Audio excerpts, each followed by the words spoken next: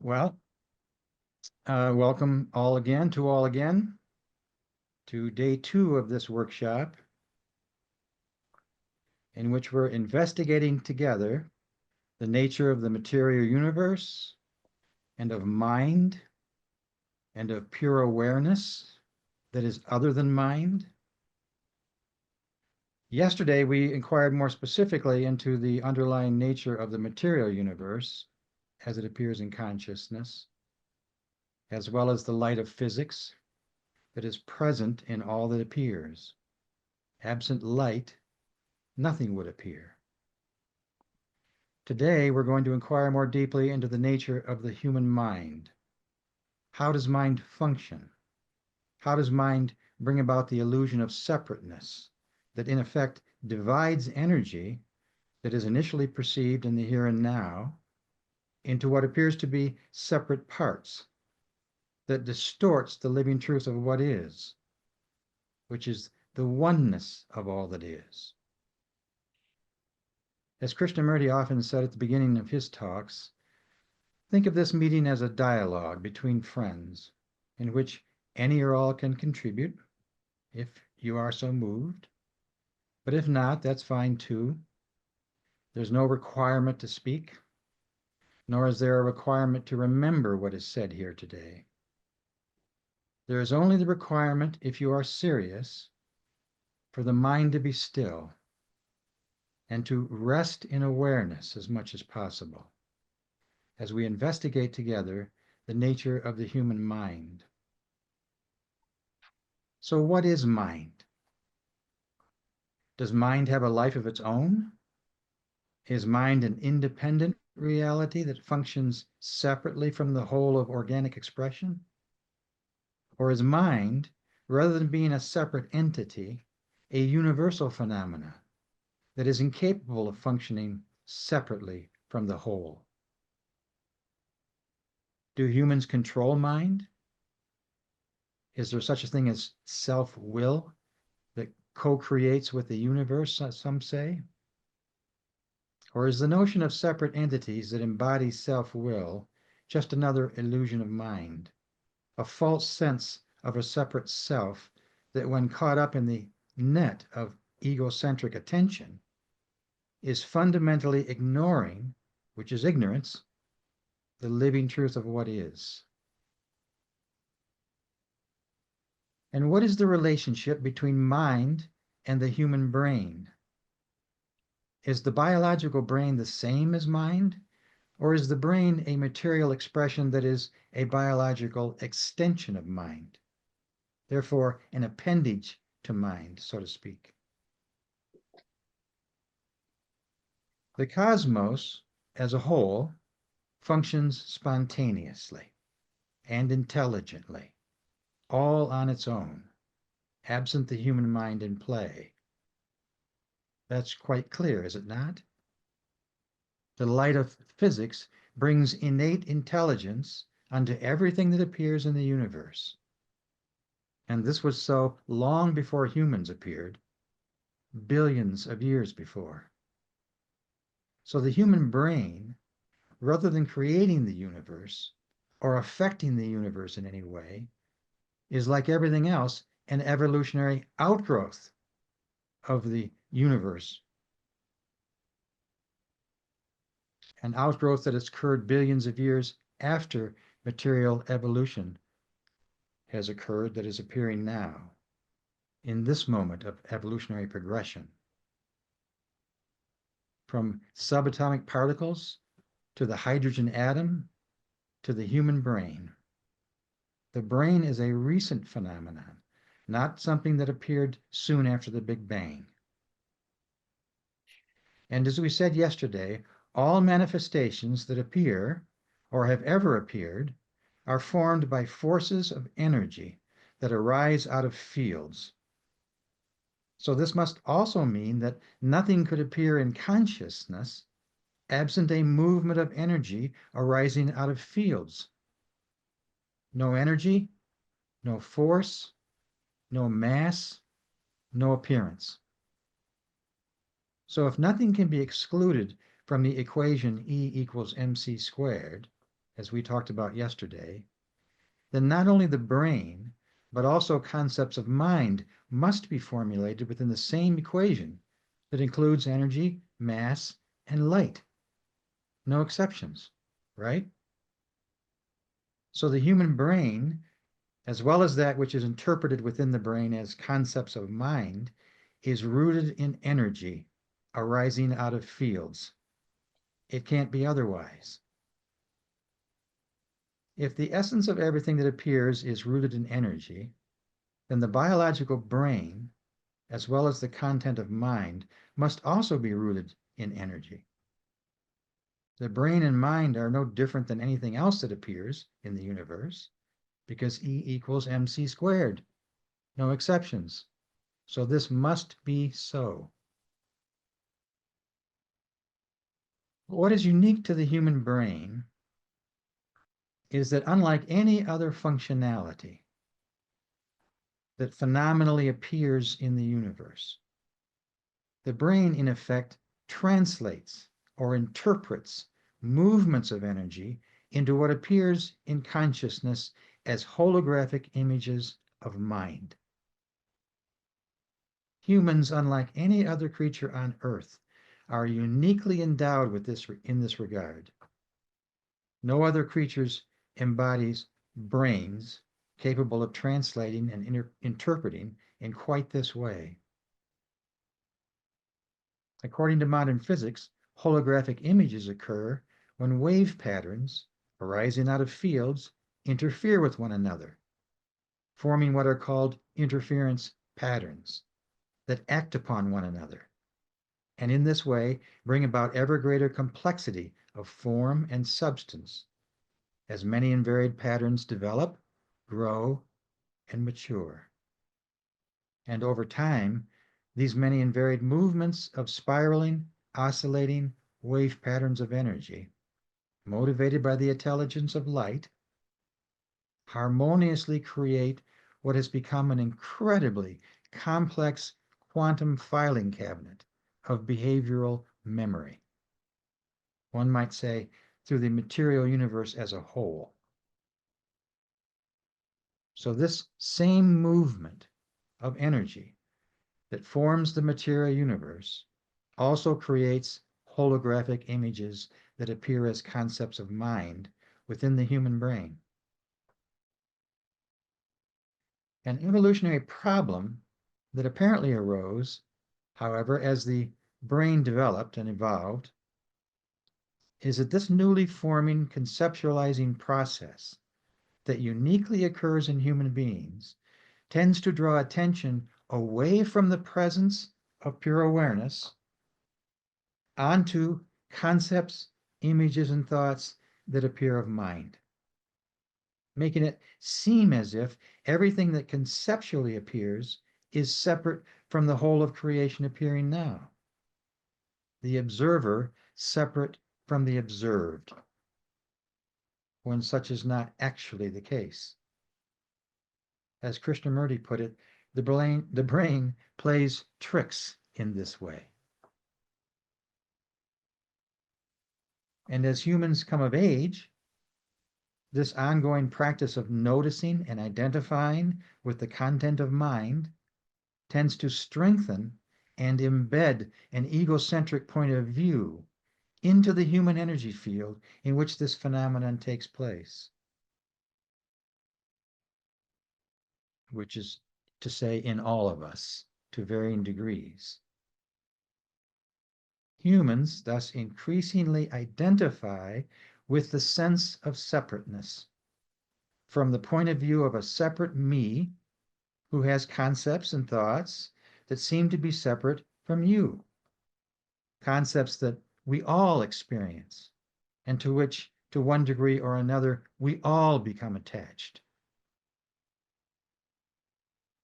This is how an egocentric point of view comes into being and gains a foothold as the fictional I increasingly embodies the notion that I am separate from you and you are separate from me, even though you are in essence the same as me.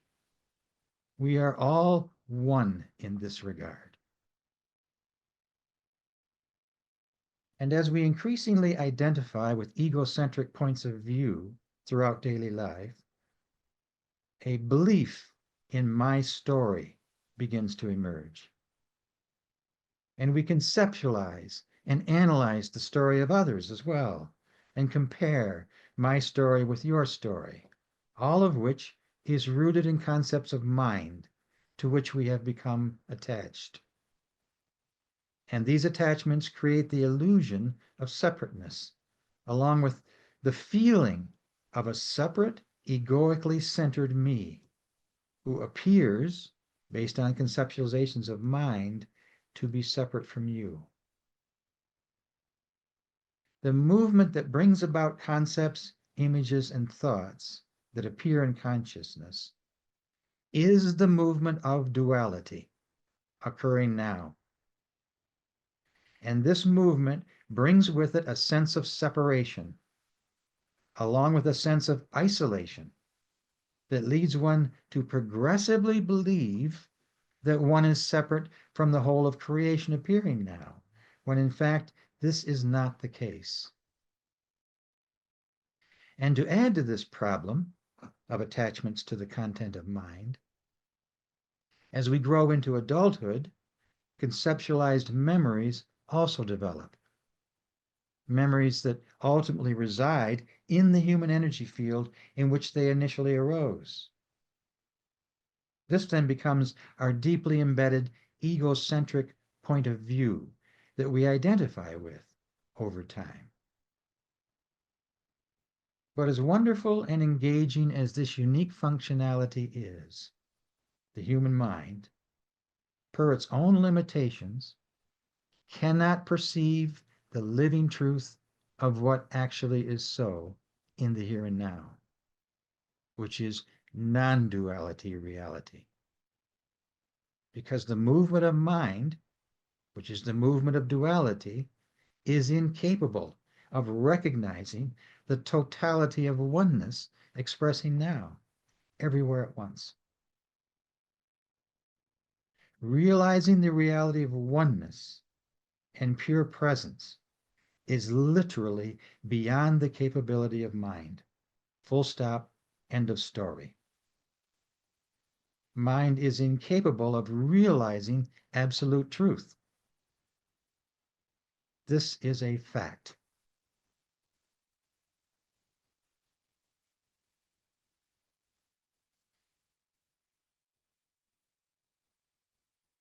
So now we're asking, is there a difference between the material brain and concepts of mind that arise in consciousness?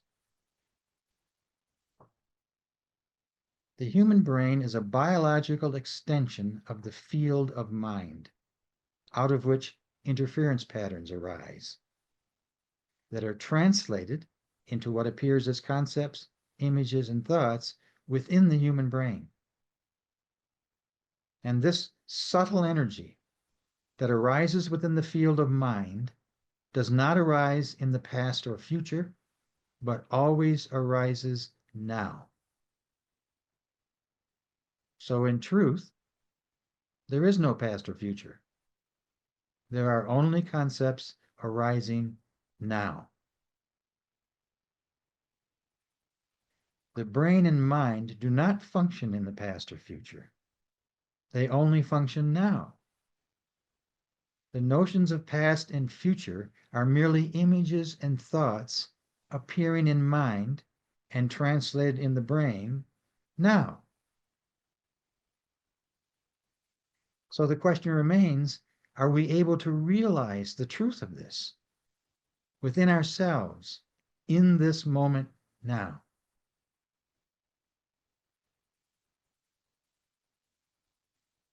According to modern science, the human brain is comprised of billions of neurons, each of which correspond to certain wavelengths and frequencies of energy, but not others. Neurons in the brain are thus attuned, one might say, to certain types of expressions, but not others. Interference patterns arising out of the field of mind are then translated within the brain into images concepts, and thoughts that arise in consciousness, all of which are triggered by light that affects subtle energy arising in the brain. This electronic triggering process occurs across microscopic gaps between neurons, called synapses, that during extreme mental activity can occur trillions of times per second, facilitating a full array of comprehensive communication, not only throughout the brain, but throughout the body-mind organism as a whole. So when movements of energy are conceptually perceived, what is actually being perceived are electrical impulses translated within the brain to ultimately appear as concepts, images, and thoughts within human consciousness. And contrary to traditional belief, memories are not stored in cells of the brain, as if the brain was a filing cabinet for previously conceived images and thoughts. Instead, memories reside in the more subtle yet comprehensive field of mind. That is the same field to which all body-mind organisms rely, out of which all concepts, images, and thoughts arise. So we could say metaphorically that like the trunk of a single tree, there is a single mind. But like the many leaves of a single tree, there are as many brains as there are humans on Earth at any given moment of time. But the trunk and the leaves of the tree are in this sense the mind and all human beings from the viewpoint of pure, undivided awareness, comprise altogether one holistic reality, not many.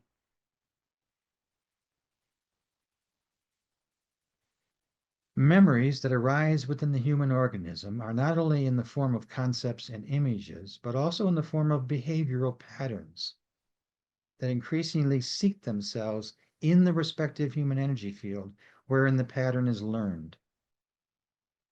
So when one learns a motor skill, for instance, like riding a bike, the memory of that experience is not only held within mind, but also within the human energy field as a whole, so the skill can be repeated without the need for concepts or thoughts to lead the way. We no longer think, how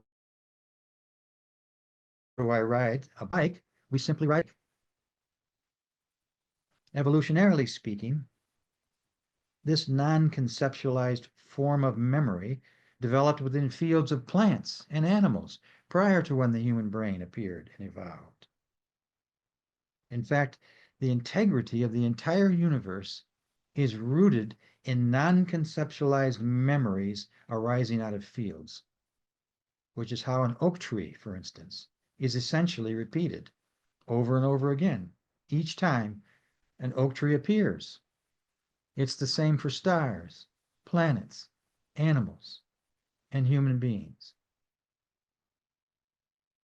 In like manner, memories arise in the human mind in the form of holographic images and thoughts, appearing now in consciousness, but translated within a brain that has previously been attuned to the image or thought, allowing for a ready-made path, if you will, via synapses of the brain through which memories can more readily occur.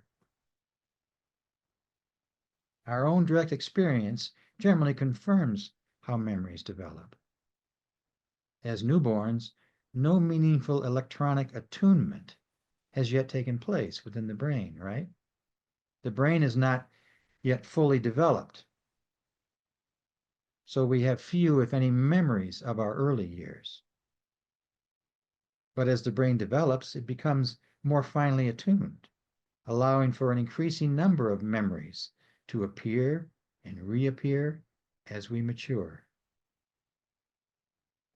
And conversely, as the body-mind organism ages, What were once finely tuned paths to memories begin to weaken, and memories fade.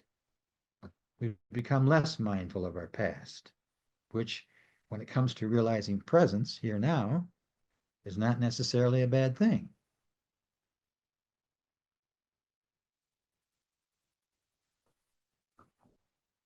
Perceiving that which appears in consciousness through the lens of pure perception, prior to concepts of mind coming into play, similar to when we were young, reveals an underlying reality of oneness that is not overlaid by memories or covered up by the illusion of separate parts per interpretations of mind. What seems to occur initially as the brain develops and concepts and thoughts increasingly appear is an evolutionary tendency in the human psyche to focus attention onto concepts and thoughts, rather than allowing the reality of pure perception that initially emerged when we were young to flourish instead. And as the conceptualizing process matures, the tendency to identify with concepts and thoughts grows stronger and eventually matures into a self-centered point of view that is both defined by and limited to concepts of mind.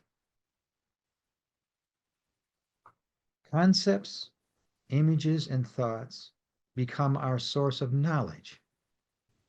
We no longer simply perceive what is in the here and now, as we did when we were young, but increasingly look to concepts and thoughts for answers to all our conceived problems, which only strengthens the illusion of separateness all the more. This is how the karmic cycle of attachment to the limitations of mind comes into being. This is what karma is. Pure perception of itself does not create or generate appearances of mind, but rather is a universal presence that is simply aware of appearances. Prior to when the brain converts quantum information arising out of fields into holographic images of mind, and prior to naming, judging, or identifying with same. Pure perception occurs prior to entanglement in the web of an egoic self-center that increasingly takes center stage as we mature. The tendency to identify with concepts, images, and thoughts evolves over time. And this tendency leads to a false sense of separation from the underlying reality of pure perception that is not rooted in the illusion of separateness as conceived of mind. Instead, interference patterns arising out of energy, appearing now, morph into concepts of mind that are then given names based on translations that occur within the brain. This mentalizing process that identifies the names, images, and so forth that arise in consciousness is the moment when a sense of separation occurs between that which is purely perceived and that which is abstracted, conceptualized, named, judged, and intellectualized in the human brain. And if negative connotations are attached to concepts that arise, then reactions to those concepts, when they arise, tends to be negative. If positive connotations are attached, then reactions to those concepts tend to be positive. Whichever is the case, the tendency to react one way or another to concepts and images that arise is the consequence of identifying with concepts of mind as they appear.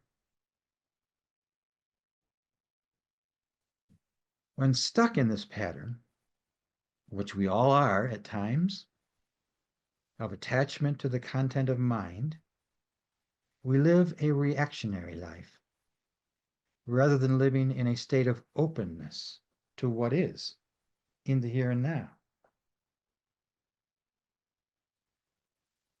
So the question is, do you see this now? Do we realize this now?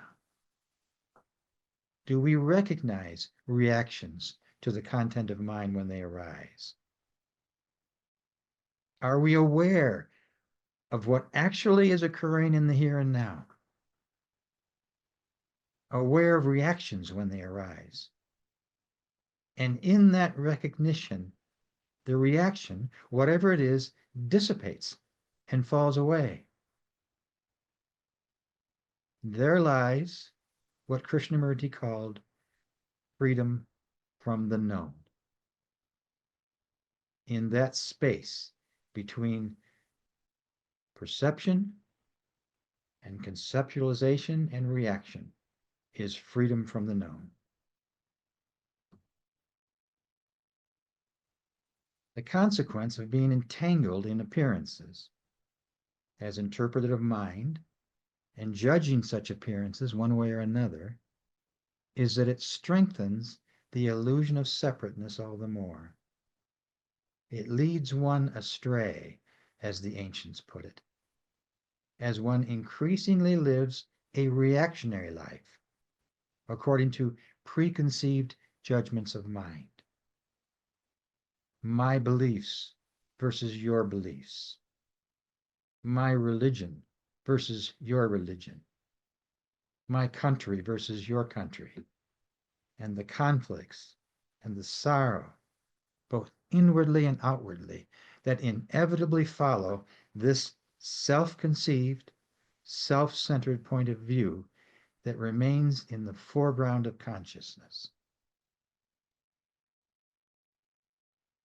The consequence of being caught up and ultimately lost in the world created of mind is that we ignore the truth of what is. We ignore the underlying reality of pure perception and pure awareness in the here and now. And this ignorance that grows over time not only leads to a false sense of separateness, but also to a false sense of an egoic self-center, an egoic me that does not exist when one is free of attachments to the content of mind. To perceive the movement of consciousness prior to identification with concepts of mind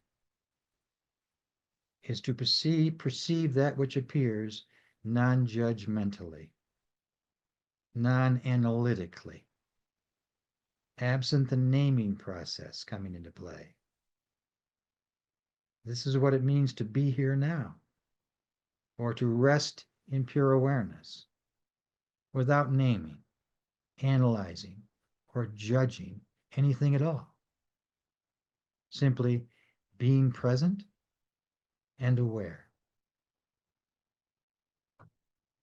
Entities, forces, dimensions, ideas, concepts, thoughts, virtually everything that appears in consciousness that is identified and named without exception is an interpretation of energy arising of mind and appearing in consciousness now.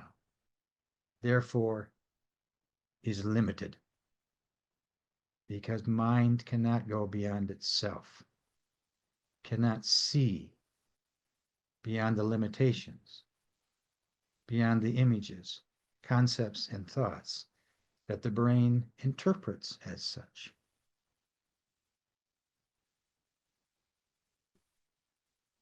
Thoughts, in their elemental essence, are vortices of energy arising in consciousness now, subtle in form, but distinct in the field. And because vortices of energy tend to be stable, if a particular thought is repeated again and again, like when we study for a test, the synaptic connection in the brain to the energy of the thought, along with any reaction to the thought, becomes embedded in the brain and in this way holds fast to the human energy field in which it arises. Strongly held beliefs that become attached appear as clouds within the human energy field in which they reside. Like summer storms, the greater the energy, the greater the intensity, the darker the clouds become. This is how ancient belief systems remain embedded to this day. After thousands of years of repetition, fear-mongering, and selling the idea that you'll go to heaven if you believe and you'll go to hell if you don't, ancient belief systems are now deeply rooted in the psyche of humankind. And this continues to be so as long as one continues to hold to such beliefs. No thought, belief, or state of mind is more spiritual or more enlightened than any other thought, belief, or state of mind. No place or dimension is more sacred than any other place or dimension in space and time. All such images are merely concepts of mind, appearing in consciousness now. The reality of that which is truly spiritual and truly sacred lies beyond constructs of mind.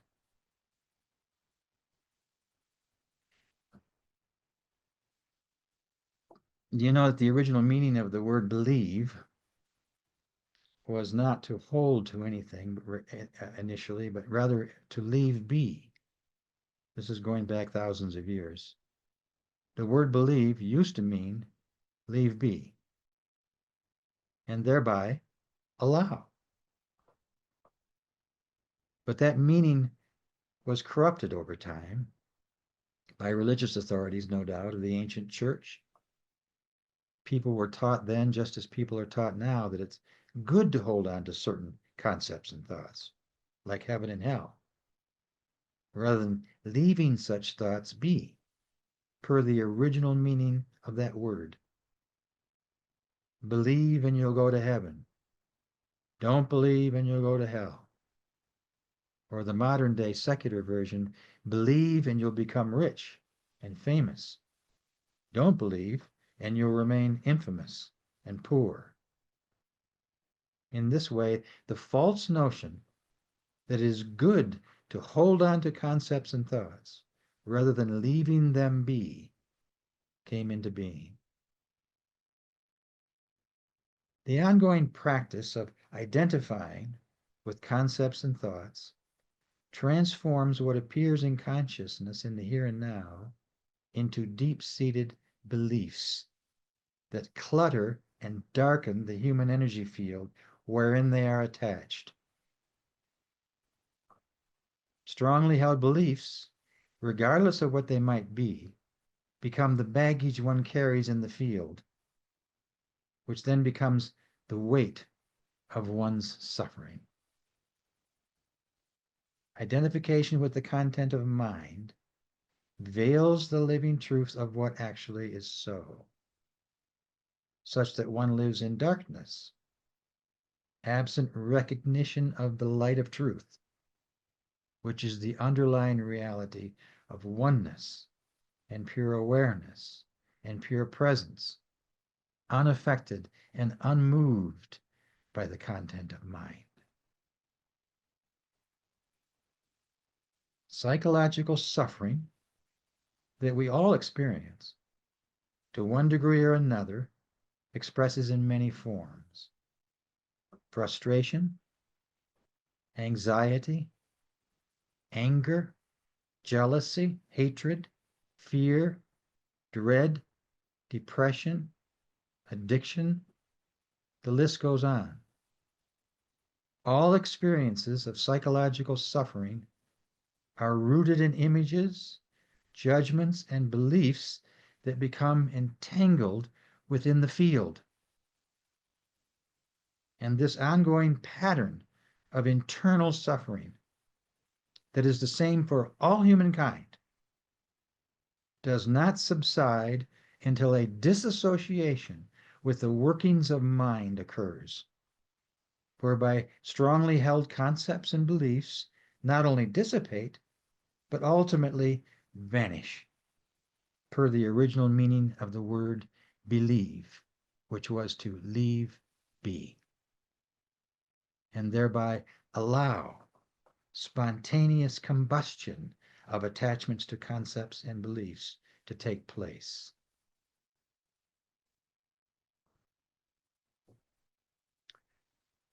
To add to this universal problem that generally occurs within all humankind, the movement of energy that runs through the mill of the mind and is willfully expressed is dynamically impactful on the immediate environment in its entirety. So when anger, for instance, arises and is expressed, there is not only a holographic effect on the human energy field wherein the anger originates, but also a dynamic holographic effect on the overall environment in which the anger is expressed. This is true whether the emotion is generated out of anger, elation, despair, or whatever. Those in the immediacy of the moment feel that same movement too. We've all experienced this.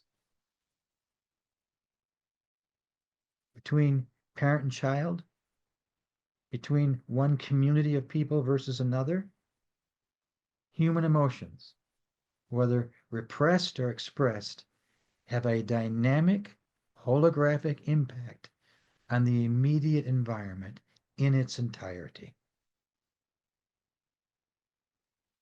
The good news is, sounding like an evangelical here, the same is true when love and peace are present. A dynamic holographic effect occurs not only when the human energy field wherein the presence of love and peace is felt, but also throughout the immediate environment in its entirety. We've all experienced this reality as well, have we not? Let's take a moment and just be still and rest in awareness. Take a beat.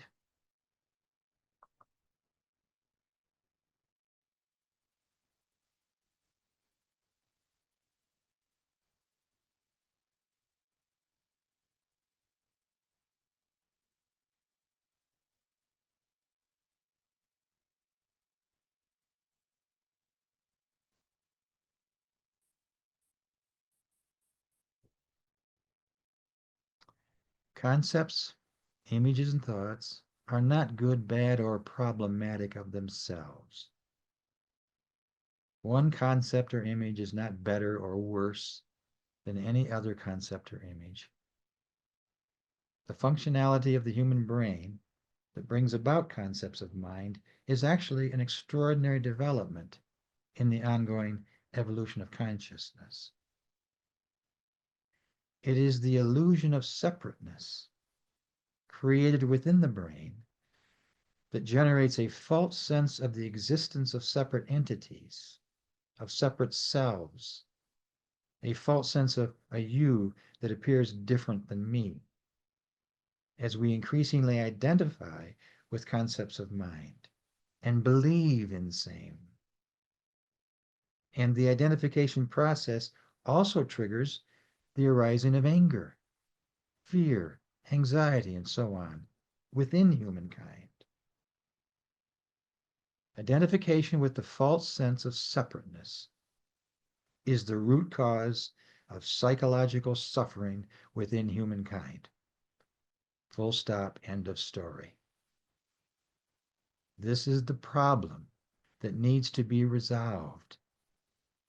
Not the concepts themselves, but identification with concepts as they arise. The ongoing practice of identifying with concepts and thoughts, in effect, owns the false sense of a self-center into being, sprouting problems within the human psyche that otherwise would not occur. This is the primary human ignorance, created of mind, that remains in play to this day, the original sin of biblical lore. Egoic identification with the content of mind is the root cause of human psychological suffering throughout the world. It is the breeding ground for frustration, anxiety, fear, dread, hatred, and all the rest. And this has been so since the human brain and mind first appeared and evolved to this day. The human ego is essentially an accumulation of memories, feelings, and experiences that are assumed to be uniquely experienced in the embodiment I think of as me. And this accumulation of remembrances ultimately becomes my personality, my appearance, my possessions, my opinions, my career, my social class, my religion, my politics, my nationality, my story, all of which is rooted in concepts of mind to which one becomes attached over time. And these attachments create imaginary differences between you and me, and therefore conflict, competition, and repression, not only within us as human beings, but also throughout the world in its entirety, because it has a holographic effect. Because the ego is falsely presumed to be the thinker, the decider, and the doer, it is likely falsely presumed to possess great power that it simply does not have. Concepts that appear in consciousness do not possess any power whatsoever to do or be or accomplish anything at all. They are simply concepts, images, and thoughts arising now, out of the source of all that is, and nothing more.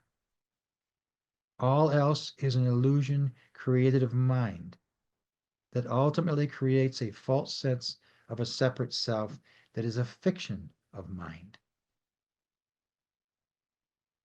The non-existence of egoic power to do or create anything at all, if one looks deeply and openly within oneself, is actually quite clear. Does the ego possess the power, for example, to transport oxygen from the lungs to cells of the body? Or to metabolize food into pure energy? Or to beat the heart? Or to sleep or to awake? Or to dream or not to dream? Or to fend off bodily disease?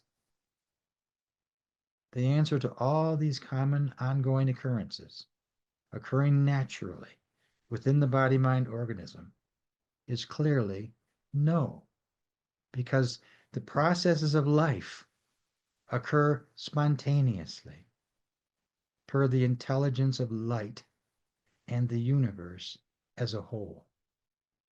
And the imagined ego has no say whatsoever in this regard. Never has and never will. The ideas of egoic co-creation, or different dimensions, or multiple lifetimes, or spirit guides, or heaven and hell, and all the rest, without exception, are nothing more than conceptualized appearances of mind. The human mind is incapable of perceiving or understanding material expression occurring in the eternally present now in any other way. The human mind is the conceptualizing universe appearing in the here and now. And awareness is simply aware of such appearances as and when they appear. As we noted yesterday, there are no separate entities that exist anywhere in the material universe. There is only that which is present and aware of that which appears within the material realm. There are no separate entities living here that pass into another life hereafter. There is only the light of truth that reflects the overall movement of consciousness in this life now. When there is clarity on this point, that concepts have no power of their own to do or create anything at all, and one ceases to identify with the false sense of egoic control or egoic decisions or egoic intentions, then this newly realized freedom from attachment to the content of mind allows intelligent action to spontaneously arise in the here and now, absent denial, absent resistance, absent repression, absent a false sense of an egoic self-center in play. And realizations in pure perception, pure presence, and pure awareness are more likely to occur. From the standpoint of pure conscious awareness, human beings are not limited to the body-mind organism that is endowed with an egocentric point of view, but in fact, at our core, are that which is aware of this that appears in the here and now, directly.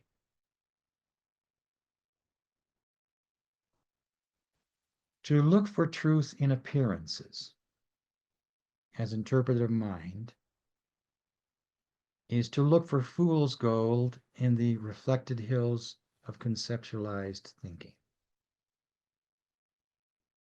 Concepts equate to knowledge, and knowledge resides in the field of mind. Truth is not found there. Truth is prior to patterns of energy that appear as concepts of mind, prior to the arising of concepts and thoughts, prior to experience. Truth is not recalled from the past or attained in the future, but is always present, absent attachment to the content of mind as such appears. Truth is the ground state of consciousness out of which everything appears.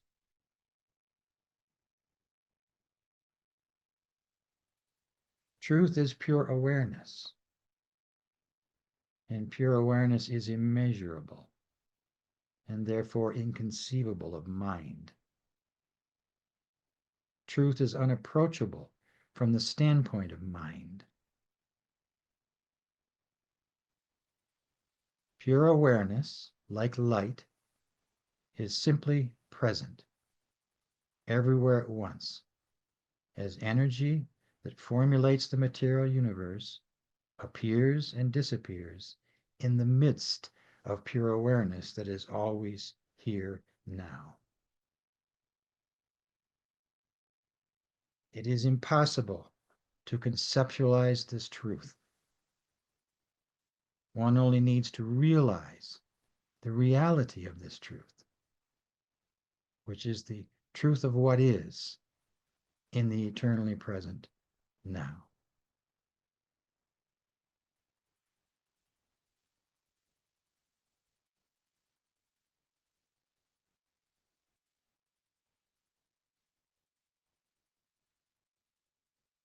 Tomorrow we'll delve more deeply into the nature of pure presence and what it means to realize pure presence in the here and now.